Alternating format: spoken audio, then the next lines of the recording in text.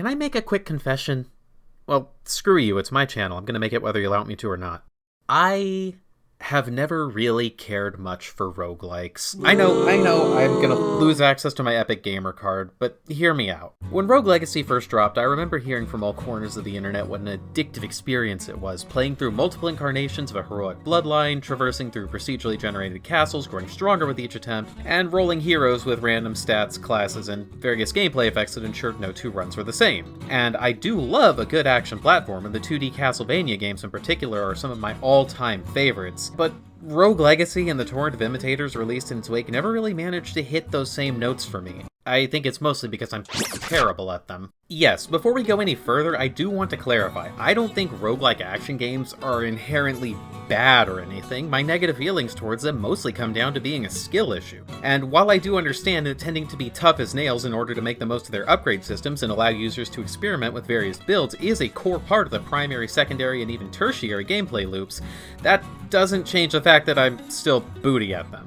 And don't get me wrong, this isn't my way of announcing that I've secretly been a gaming journalist this entire time. I've pounded my way through a number of Souls-like games to completion and will continue to pound something else entirely to completion when Stellar Blade drops in just a couple of weeks. But when it came to Rogue Legacy specifically, I just wasn't having any fun as I died over and over again. While the sillier bits were enjoyable in the moment, and I had no trouble seeing where the appeal of the gameplay lied, I personally always just got frustrated with the experience of trying to navigate through the various bullet hells and enemies that could carve up gamers who weren't constantly on their toes to the point that by the time I made it to a boss, I was always hanging on by a thread. Call me a filthy casual as much as you like, but at the end of the day, the variety of challenge offered by Rogue Legacy wasn't the kind that enticed me to keep going, and I eventually just dropped it altogether. From there, I didn't really bother playing any roguelikes for a good long while, deciding that the genre just wasn't for me. It wasn't until much later when I laid my eyes on Dead Cells while looking for games to load onto my Switch that I figured it was worth giving things another shot. As I mentioned before, the 2D Castlevania games are some of my favorite of all time, and Dead Cells was obviously wearing its love of Castlevania on its sleeve, something that would become even more obvious later when it would unveil a full-on Castlevania crossover that I keep telling myself that I'll get around to checking out one of these days. So obviously the idea of a game inspired by Castlevania with theoretically infinite replayability was as enticing to me as a Kamen Rider game produced by a pre-Bayonetta 3 Hideki Kamiya. And I will definitely say that I was having a much better time with Dead Cells than I was with Rogue Legacy.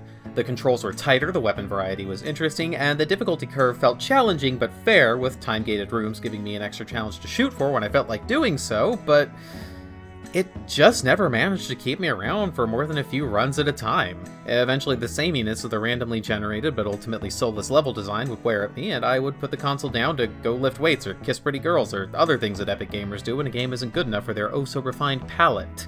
What I'm trying to say is that I was convinced at this point that roguelike games were just not a genre for me.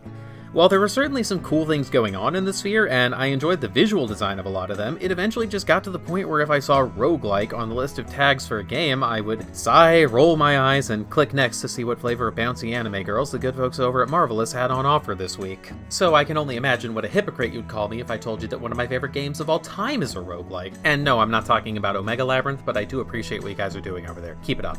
You see, while the core concepts that make a game a roguelike are something that have been put through a number of filters by a number of developers, most people, myself included, tend to only think of the action roguelikes when they hear the term. Your Rogue Legacies, your Dead Cells, and your Hades. All fine games in their own right, but if you're like me and want a more meticulously crafted experience when playing through your action games, then I wouldn't be surprised if you ended up coming to the same conclusion that I did, that roguelike just isn't a genre for you.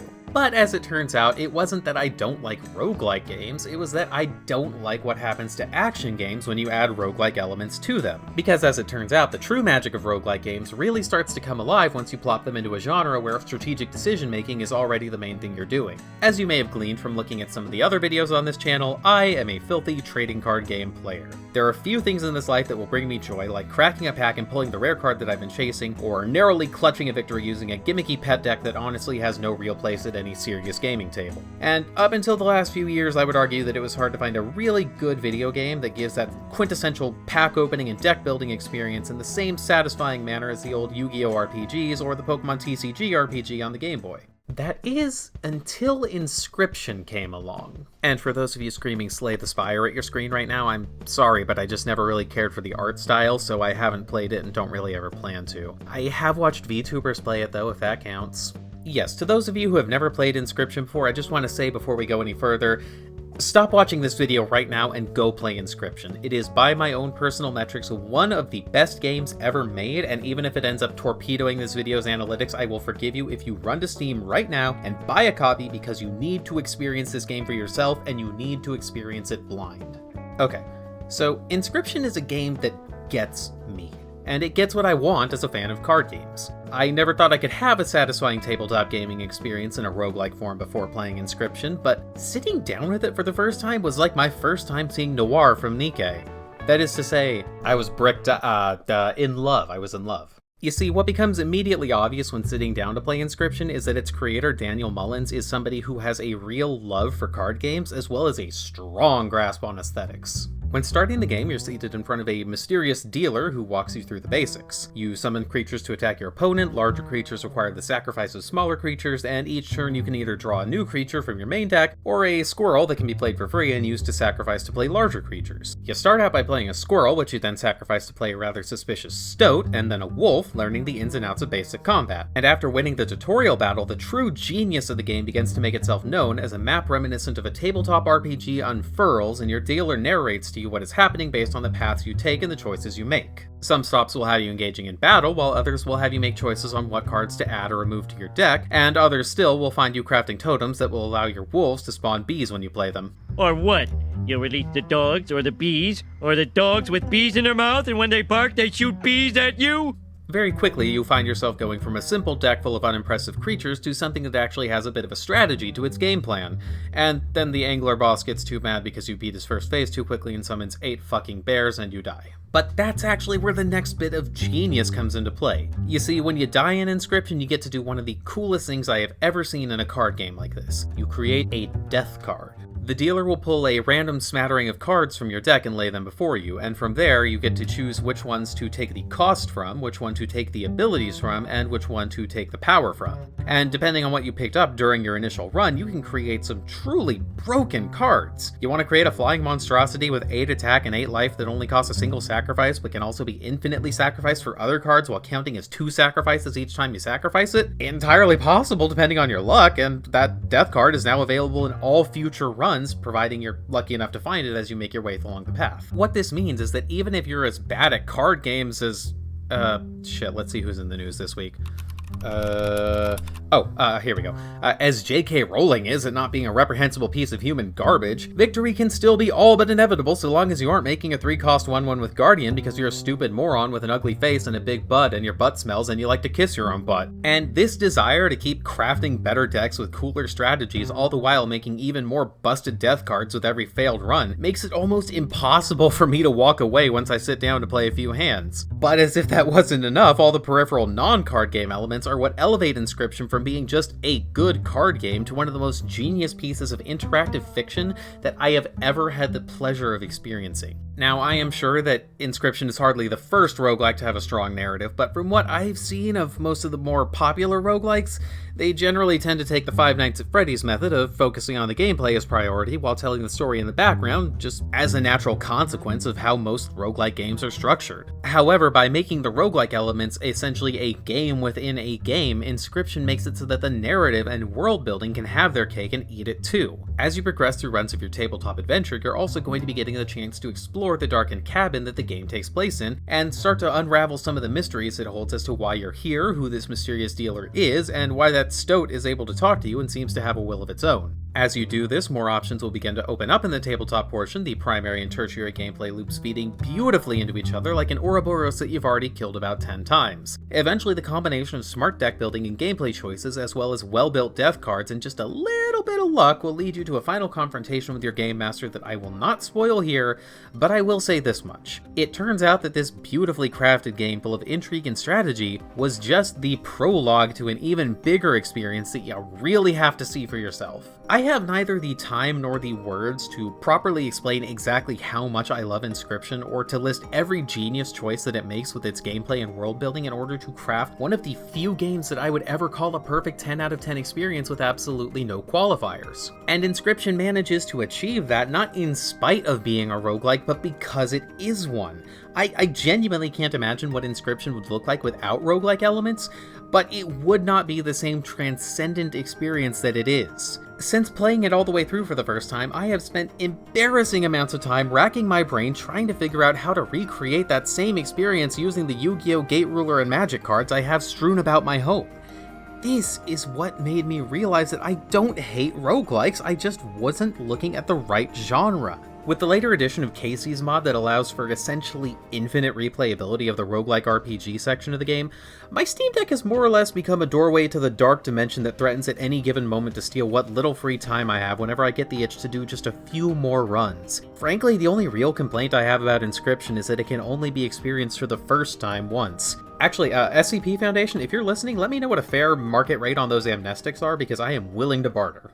Ever since Inscryption opened my eyes up to the potential that roguelikes had to offer to the card and tabletop genres, I've actually found myself more willing to try new experiences in this sphere than I was before. And if Inscryption is the big meaty steak dinner of a curated experience that I sit down to whenever I want something substantial and hearty, then what I found since is a number of delicious snackier games that provide the same addictive, can't stop at one type experience that a bag of Takis gives me. Seriously, I've basically given myself an ulcer over Takis before. I swear they're made with some sort of crack cocaine. Basically, there's still two games I want to bring up before the video is over because I've spent most of what little free time I have either playing or thinking about playing them lately, which, for those of you keeping track at home, isn't really a lot because you have to give up a lot if you want to have a full-time job, somewhat regular video release schedule, and some semblance of a social life. So I hope you bastards are at least appreciative of how much work goes into these videos and could at least drop me a like, sub, or both before this is over. Anyways, the two games in question are Balatro and Dicey Dungeons. And if Inscryption showed me the potential of roguelike elements when added to something like Magic the Gathering, Balatro proved to me that the smart utilization of roguelike elements could even breathe new life into something tried and true as poker. Now don't worry, I'm not going to spend another 10 minutes talking your ear off about Balatro because I'm sure that everybody and their grandmother has already done that for me. Balatro is already this insane runaway success story of an indie darling, to the degree that nothing I could say at this point would add anything to the conversation,